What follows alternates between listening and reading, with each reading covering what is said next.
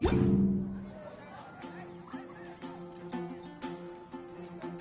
haven't seen Chevra since that night at Baptiste's place. Well, guess there's no point in worrying about it now. Let's go join up with the others.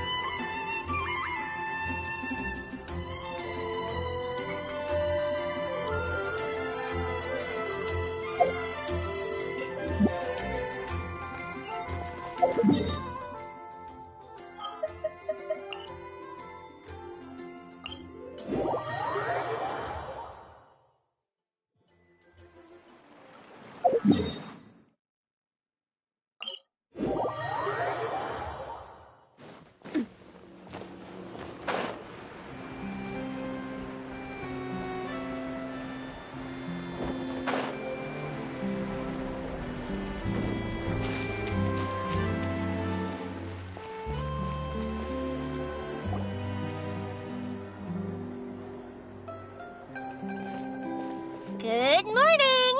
Hayaka and I were just talking about you. Is Chevra still not joining us today? Probably not. We haven't seen her either.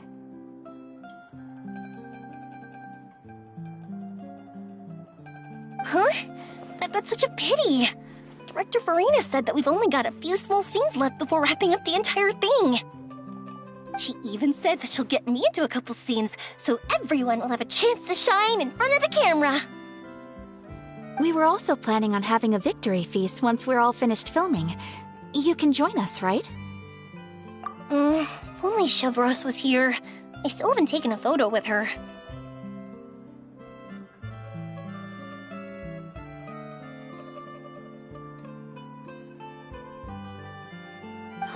I'm afraid that can't be helped. Those special patrol folks are like phantoms when they've got a case on their hands. But to be honest, I'm even more concerned by what I read in the Steambird earlier this morning. It said that the killer in the murder case was none other than the author of the Two Musketeers. Oh yeah, I heard about that too. He came forward and confessed his crimes, but gave no explanation as to why he pulled the trigger. We didn't know about this case at all when we joined the film. Is it going to affect the reception of our work? From a pure publicity standpoint, this will draw a lot more attention to our film. I have to say, though, that no director can be perfectly comfortable with garnering attention through means other than artistic skill. To be fair, I feel like that ship sailed the moment you allowed yourself to be named as the director on our posters. It's not my fault that I'm super popular. What was that saying again? My popularity has,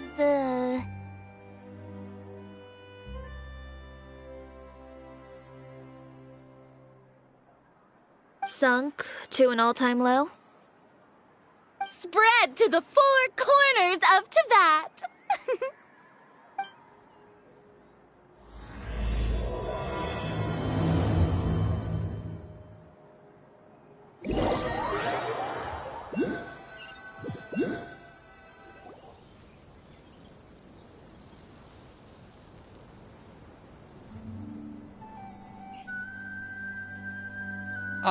Excuse me, everyone. Xavier! Feels like it's been ages since we last saw you. I've been talking non-stop with the Film Association, and I'm absolutely swamped trying to coordinate the film's marketing. So forgive me for not being around more often, but please believe me when I say that I will make sure everyone's hard work gets the exposure it deserves. Oh, seems like you've been fighting your own battles. Yes, that's one way to put it. Oh, and before we begin the final round of filming, please allow me to finally introduce you to the original investor of our film, Mr. Morris. A pleasure to meet you all. Yes, glad to make your acquaintance, Mr. Morris.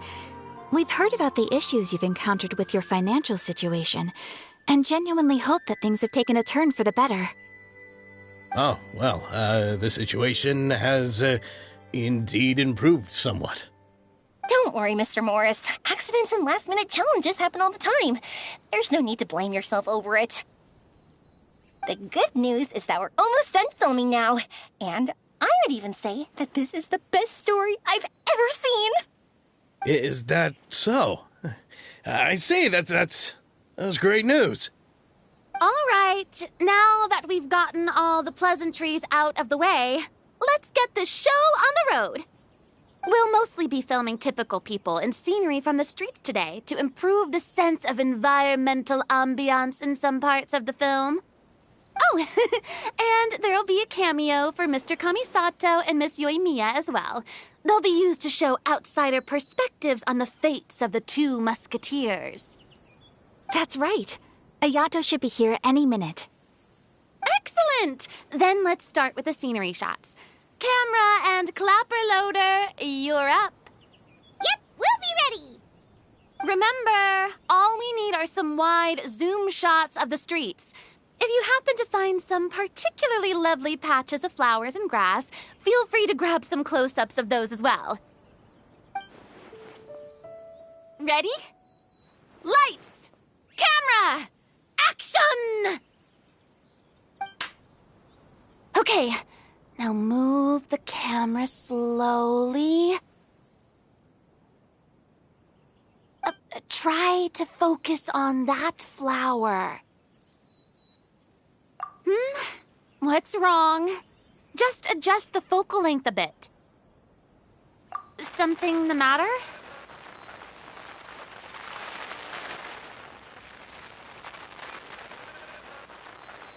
But wasn't it working fine for all the days before?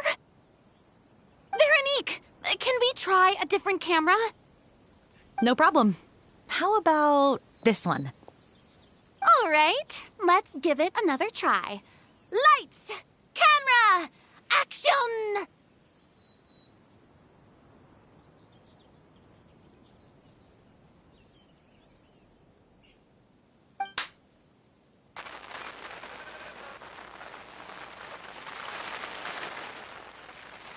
Don't tell me.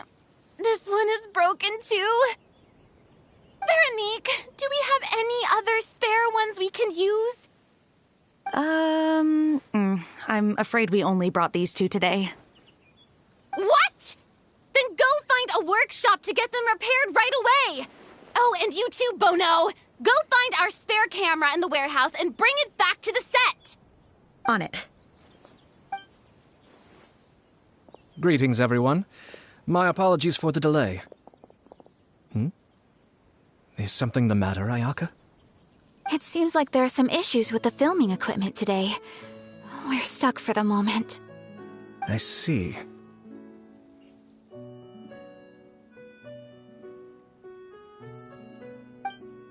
Well, let's not just stand here twiddling our thumbs. Actors, to the makeup booth. We'll start on the next scene as soon as we get a working camera.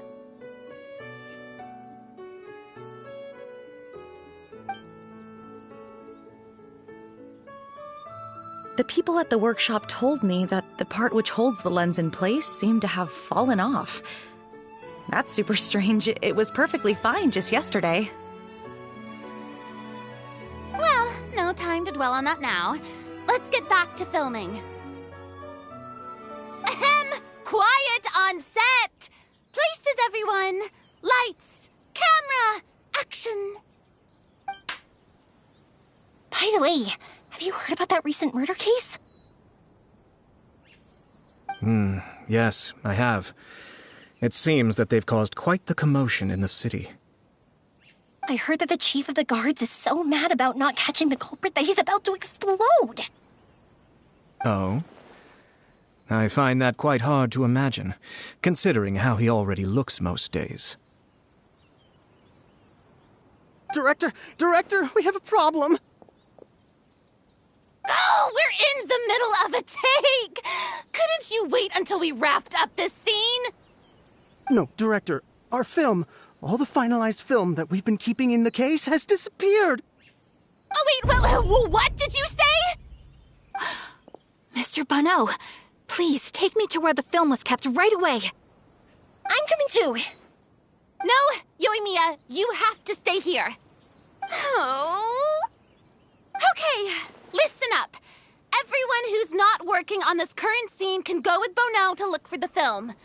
Everyone else, stay put and wrap up the scene. Unbelievable. How could all these problems happen in just one day? We're back.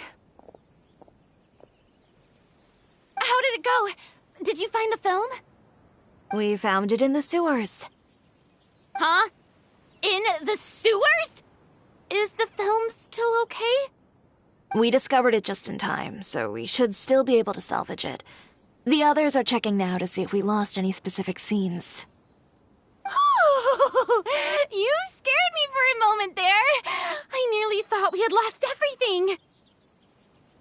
I really don't want to experience that feeling of despair again.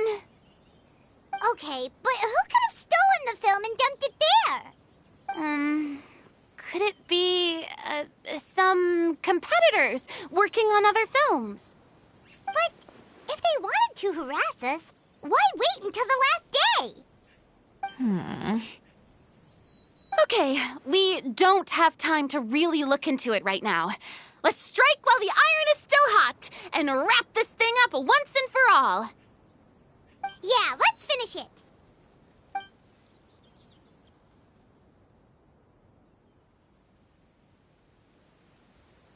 I would like to officially announce that our entry to the festival, The Two Musketeers, has now concluded filming!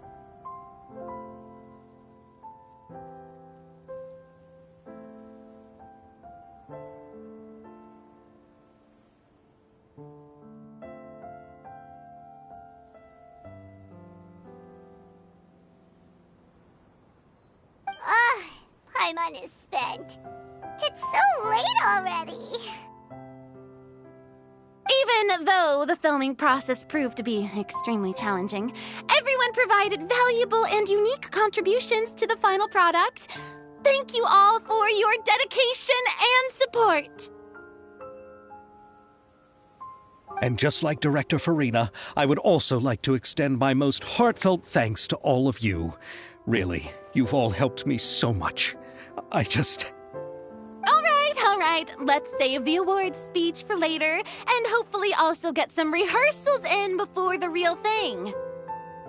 Anyway, now it's time to party! Let's all make our way to the beach and have a celebration feast so loud and fun that even the blubber beast will want in. Party! Party! Paimon wants to party!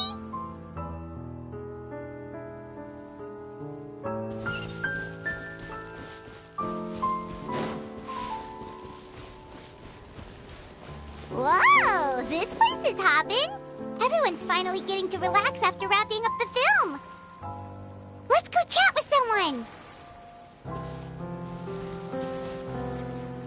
Have you ever seen a fireworks show, Mr. Morris? It's pretty amazing. I'm afraid I haven't, but I'll take your word for it.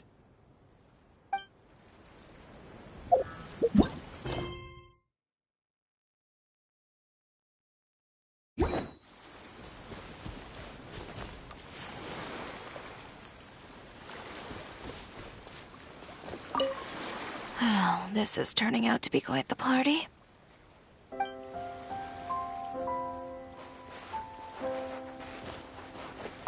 I was thinking, if this film turns out to be a success, could I ask the two of you to stay and be a part of my crew? Of course, I'll definitely increase the pay for next time. I'd be more than happy to, Mr. Xavier. Thank you for the offer, Mr. Xavier. But I've made some plans to go on a journey to the other nations once the festival is over. Is that so? Well, then in that case, bon voyage, Miss Veronique. Please feel free to get in touch once you've returned to Fontaine.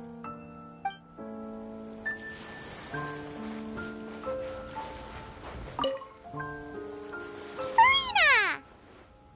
Oh, my darling clapper loader and camera operator. both worked really hard. Paimon thinks you worked even harder than us.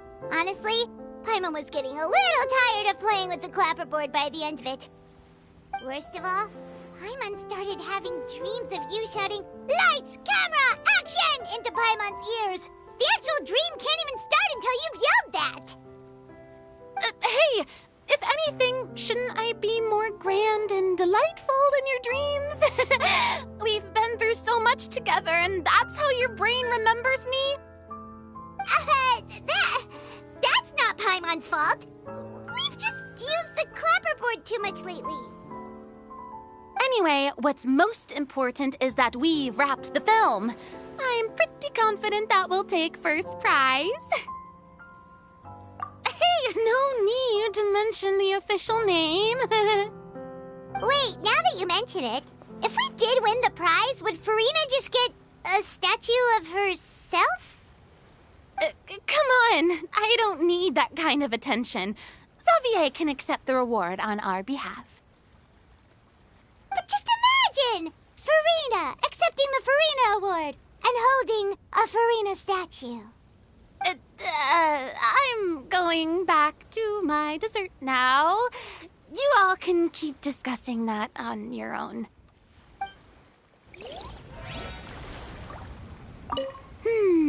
What kind of dessert should I try next?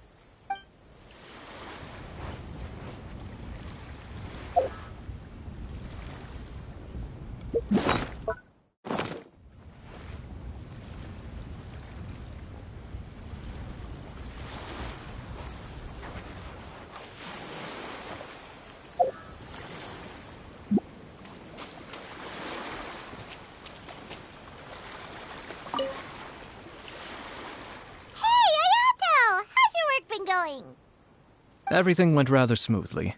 Thank you for your concern.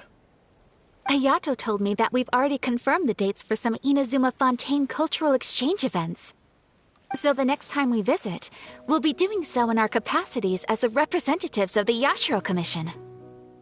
Oh, that's great! Then maybe Paimon will be able to find Fontaine detective novels in Inazuma from now on! Oh, wait. Wouldn't Yae Miko get upset if that happens? That would be stealing some of her business.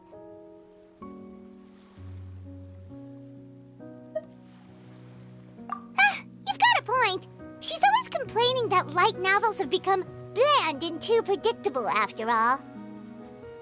The cultural exchange won't only feature literatures of both nations, of course. We have also made plans for cross-cultural engagements in the fields of gourmet cuisine, toy making, and artisan craftsmanship. Wow! Paimon's getting super excited now! When the time comes, be sure to visit and participate in all the events.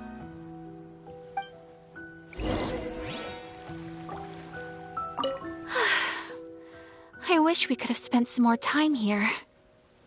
Don't worry. It won't be long before we're back again.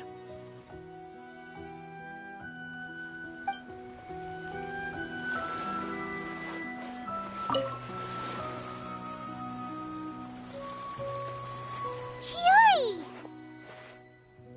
Hey, you two.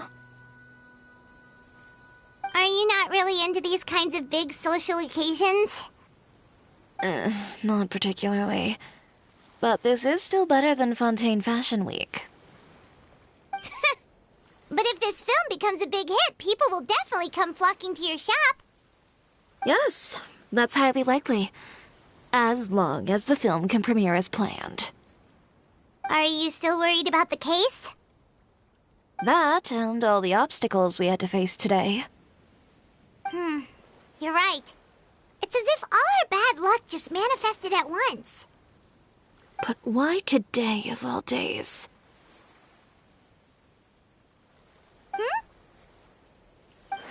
No. No, it's nothing. We've already delivered the film to the editors, so there should be nothing more to worry about. How are you doing, Mr. Morris? You having a good time? Well, you could say that. Do you happen to know when the party is scheduled to end? Judging by how much fun everyone's having, I'd say probably not until well after midnight. Is there something that you still have to take care of at home, Mr. Morris? Oh, well, I'm just not a late-night person, so I might take off shortly. Oh, no! Silly me. I almost forgot something super important. Oh, what is it? I prepared a whole batch of fireworks for the party, but I forgot to bring them over from the warehouse. Fireworks, you say? Well, that's, truly a pity. Sorry things didn't go as planned. Could you help me carry them over, Mr. Morris? I won't be able to fetch all of them by myself. Me? Are you sure that you can't find anyone else? I just wanted to make this surprise for everyone. The warehouse isn't far from here. We'll be there in no time. Pretty please, Mr. Morris. These are some of the best fireworks I've ever made. So I also want you to see them before you leave. They're stunning. I promise that they'll be a once-in-a-lifetime experience that you'll never forget. But... It's okay. Just come with me. If we're sneaky enough, nobody else will see us leaving. All right. The warehouse is right over here. I moved the fireworks there in advance, so it shouldn't be too much work bringing them back. It's still a ways away from the party. Sorry about that, Mr. Morris. It's probably because I'm used to carrying fireworks all the time, so it doesn't feel like a lot of work to me.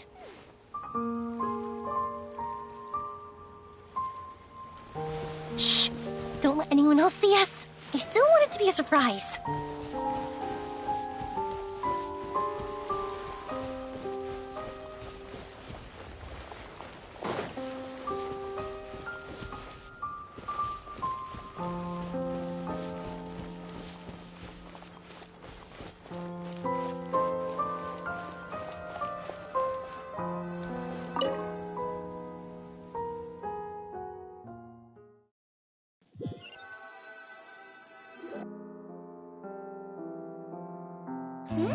It's dark in here.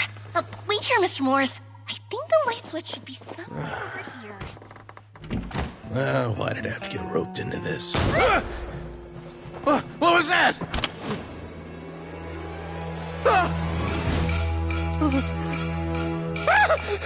Who's there? Get me out! Get me out of here! Did you really think you'd get away, Morris?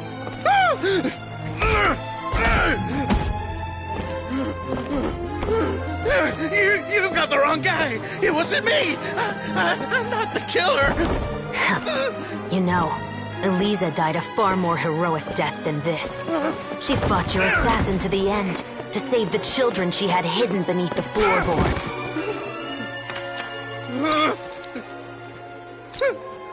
That is Eliza's pendant. The one with a photo of you two inside. The one you gave her.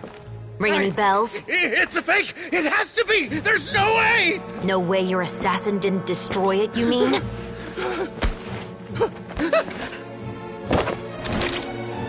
Did you ever love her, Morris? Or was killing her always the plan? No, please. Listen to me. I told Eliza to keep us a secret. I paid her plenty for her silence. I never thought she'd keep the child. Everything was gonna come out, and I had no choice. She'd force my hand. No! I'm begging you. I have money. Just name your price, please. You can keep your Mora, and you can go to hell.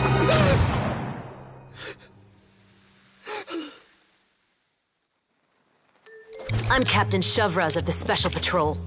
Morris, you're under arrest for Eliza's murder.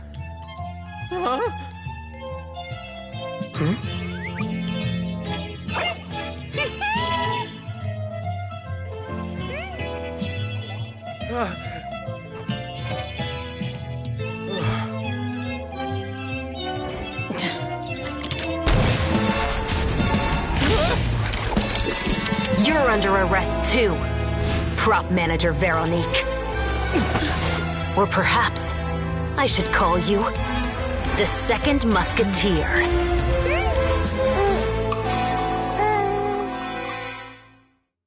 Wait, what's going on? This Drop the gun, Veronique. Why? Why would you keep me from exacting revenge on this heartless monster? Drop your weapon. This is my final warning.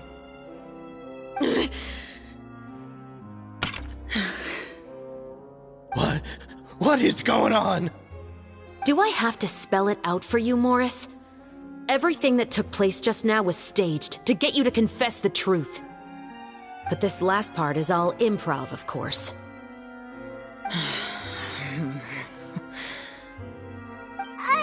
Shivers, you told us you wanted us to help you stage a play. You never said anything about the second Musketeer. It's because even I had no way to confirm my theory until now. Thank you for your performance, Yoimiya. Could I trouble you to go and bring in the other Special Patrol members? They should be on standby just outside. Oh, and please tell the other cast members not to worry about us. We'll be rejoining them shortly. On it.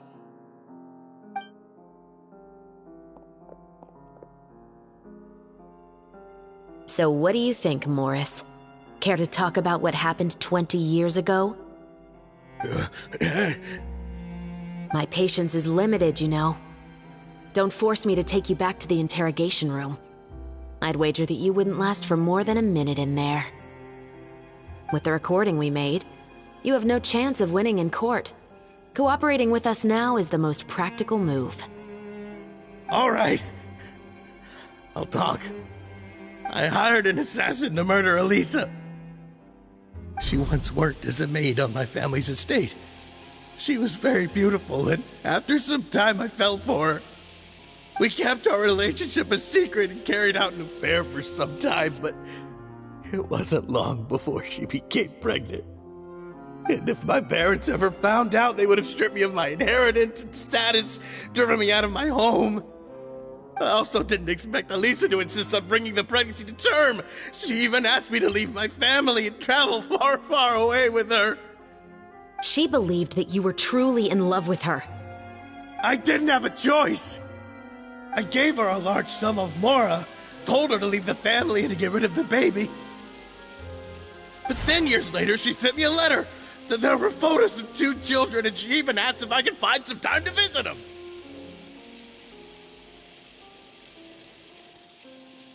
Huh? 2 children? Paimon thought Baptiste was the only... you mean...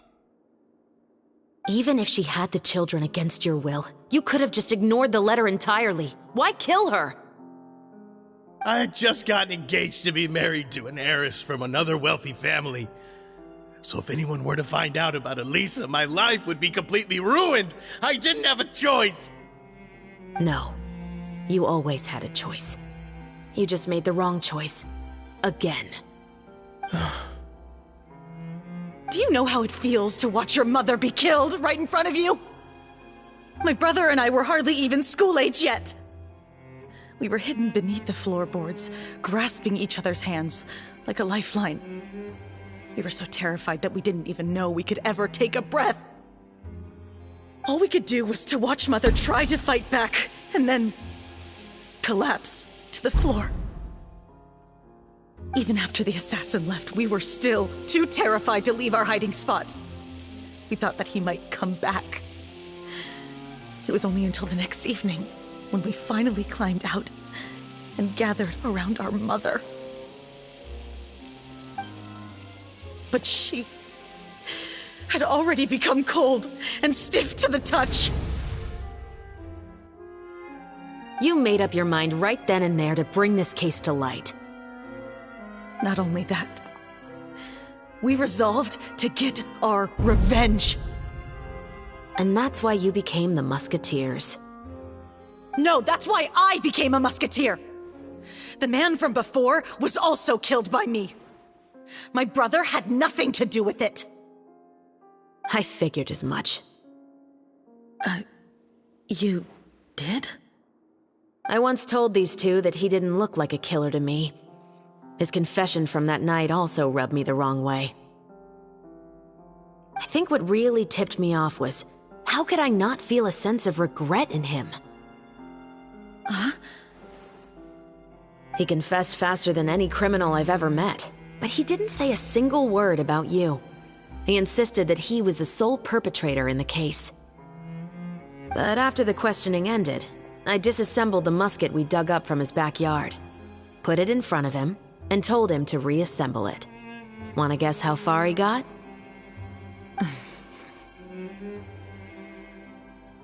He had no idea where to even start. He's never touched a gun in his life. Based on that, I determined that he was not acting alone. He only surrendered himself to draw our attention and create a moment of opportunity for his partner. So, I decided to play along. And as expected, the second musketeer followed us without hesitation once she saw Morris get separated from the rest of the cast. Besides, why else would he call the novel The Two Musketeers? But how did you know it was Veronique? I figured it out the moment Baptiste told me his father's name. That so-called financial crisis was all just a ruse. He just wanted to sign up as the investor and then leave the film without any source of funding.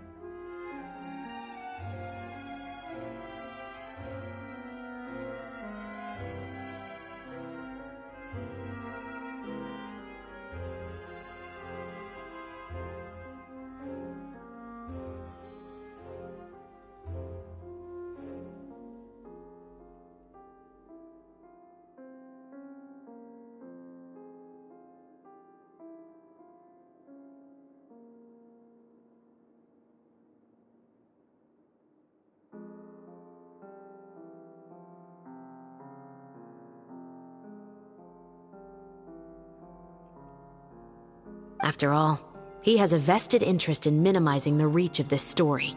It's really just the same thing as what he did to Eliza all those years ago. Human scum. But then Xavier pulled out all the stops and got the film made against all odds. Morris couldn't have that. With the killer in custody, he figured it was safe to act. And so he came to visit the set today, just as I expected. Wait, so you were behind all those mishaps today?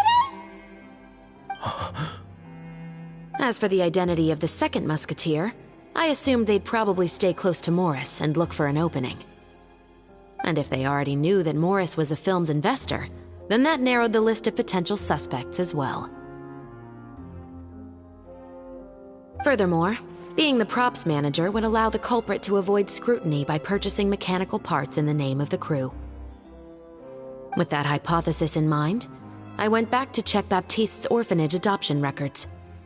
Guess whose name I saw on the same page, just a few lines from his. My brother. He trusted you. As in, he trusted me to perform the deed on his behalf? He trusted you to stand on the side of justice. I am. I thought you could do it as well. Oh, the look on your face when you told him to go to hell. I really thought you'd put a bullet in his brain. You know what he has done. Are you telling me that you'd rather see him spend the rest of his life living like a king in the fortress of Meripede? I will never be able to forget the feeling of my mother's cold, lifeless hands. And you would call this ending fair? Is this what you call justice? I won't lie, Veronique. I did hesitate when your brother first told me about the truth. I wondered. I agonized over whether I should really put a bullet in his head. So why don't you? Because that should never be how justice is carried out in this world. Perhaps, to you, justice is simply reciprocated. An eye for an eye, and a life for a life. But everyone has their own understanding of justice. If everyone were to pursue their own definition of it, there would be no more order in this world. Today, you'll kill Morris, and tomorrow, his children may come for you. The world cannot render judgments based on a desire for revenge. That will only lead to a cycle of revenge, as well as the destruction of order and civilized society. Fontaine is founded on a set of laws and a standardized code of justice. That is why we are the nation of justice. But with all that said, I will promise you this. Morris will not lead a cushy life in the fortress of Meripede. Chevreuse, the rest of the Special Patrol is here. Thank you so much, Yoimiya. Letelier, Terena, please take them away.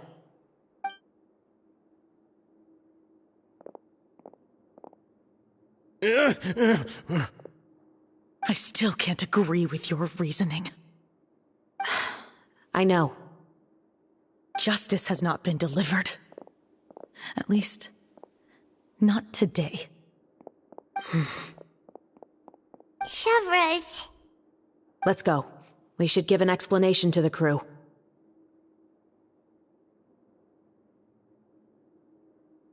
Thank you for your concern. I'm fine. I'm just thinking about the things in life that have driven people to take justice into their own hands.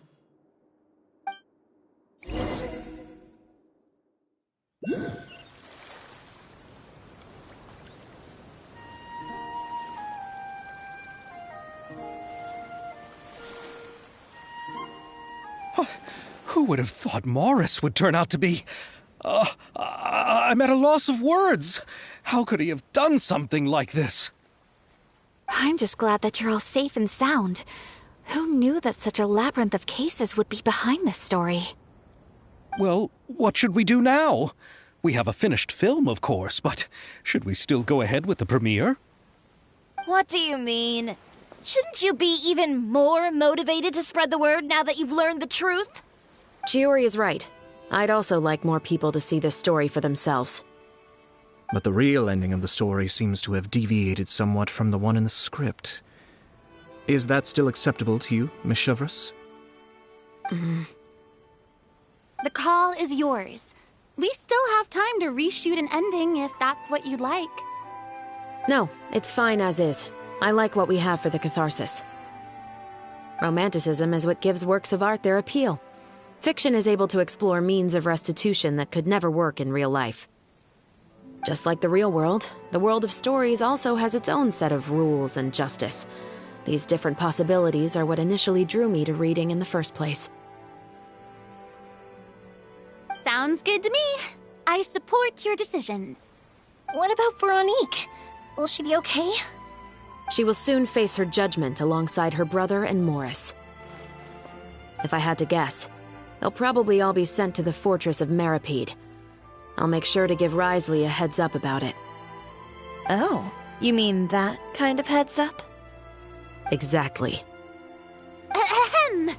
All right, then the matter's settled. Now that everything's been taken care of, there's no reason for us to keep looking all gloomy and grumpy. Let's get back to the feast and enjoy each other's company. We'll be starting the post-production process tomorrow. You should join us, Chevreuse. You missed the first few hours of the party, didn't you? All right. Count me in. Then I'll wait for you over there. There's still some good news that I'd like to share with Chevras.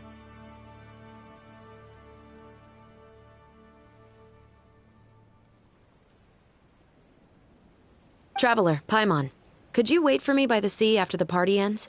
I'd like to go on a brief walk with the two of you.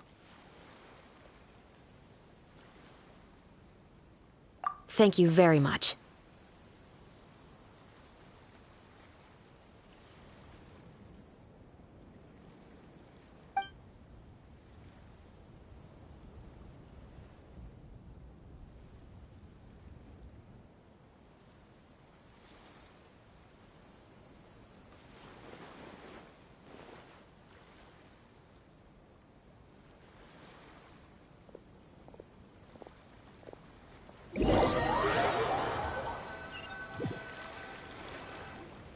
Sorry for the wait. Oh, we weren't waiting long at all. Is there something else you wanted to tell us? No, I don't have anything new to share. I just felt that since you were my investigation partners, I should have another conversation with the two of you. Traveler, how would you have responded to Baptiste's request if you were in my shoes?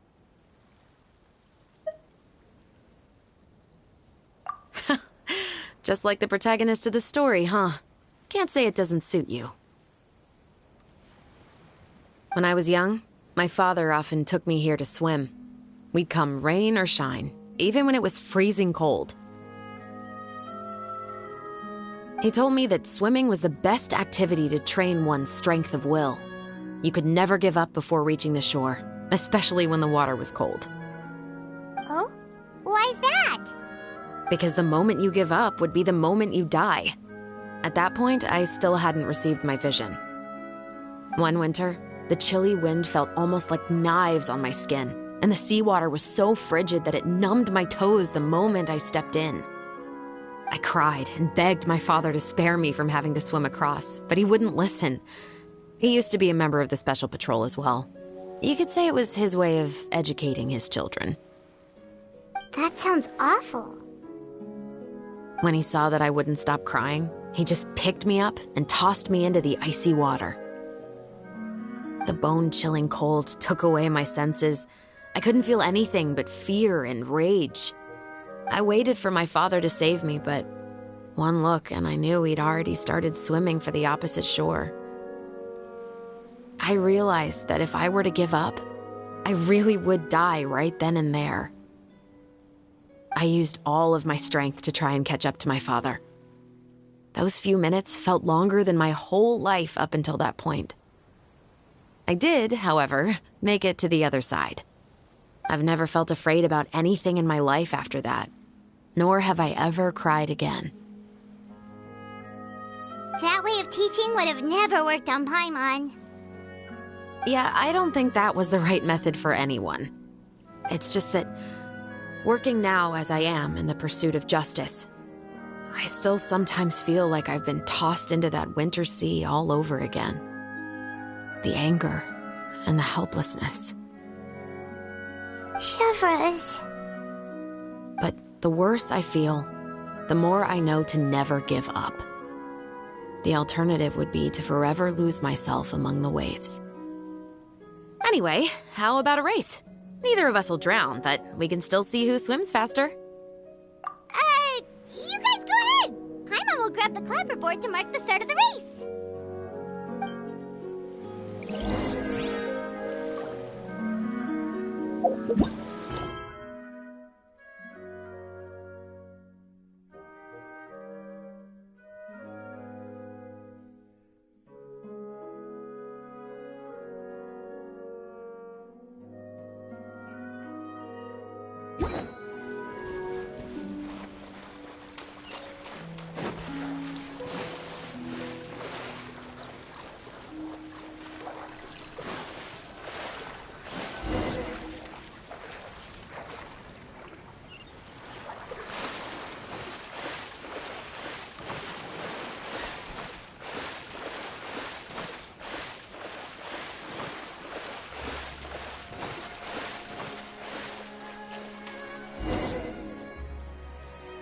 Oh, that felt good. You were so fast in the water, Chevres. You were swimming even faster than Paimon can fly. So, about the Special Patrol, did you join because of your dad? Partly, but I'd say I was more inspired by the heroes I read about in stories growing up. Oh, so it's due to your love of stories.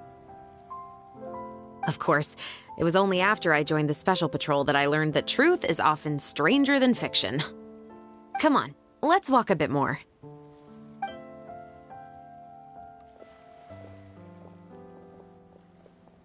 To be honest, I do sometimes question whether the decisions I make are the right ones.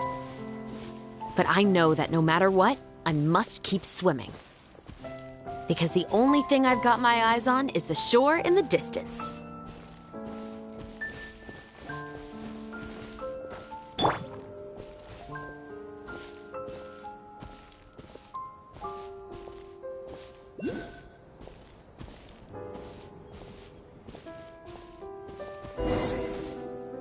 Thank you for coming on this walk with me. I feel a lot better after getting all that off my chest. Huh. We're nearly back at Baptiste's house. Huh. You're right. I didn't realize we were so close. He really did plant a lot of flowers. It's just like how he described it in the story. Huh? Wait. Paimon, Traveler, look!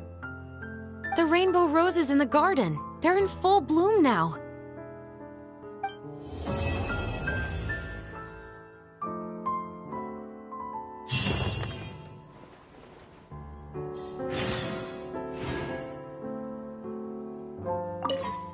Even though it's a bit late, I must thank you for investigating this case with me. Not on behalf of the Special Patrol this time. It's a personal expression of gratitude from yours truly. Oh, you want to hear more about my father? To be honest, I didn't spend that much time with him. He was always busy with the Special Patrol, so he would often return home really late at night. Some nights, he didn't come home at all. Once, he didn't come home for a long time, maybe a whole week or so. When I went out to buy food, I learned that he had become a criminal, and by extension, that made me a criminal's daughter. But we can talk about that another day. I actually have a lot of sympathy for Veronique and Baptiste. I can understand the hatred they feel for their father. But that doesn't mean I'll allow them to walk the path of evil, even if it might lead to another sense of justice. Films are different from the real world. They're a form of art and represent the wishes in people's hearts. I adore the two Musketeers, and I'm very happy to have had the opportunity to act the role as one. I can't wait to catch the film when it premieres in the Opera House. I'm looking forward to seeing the audience's reaction to the climactic ending. Thank you for looking out for me. I'll see you at the award ceremony. I'd be very surprised if we don't win.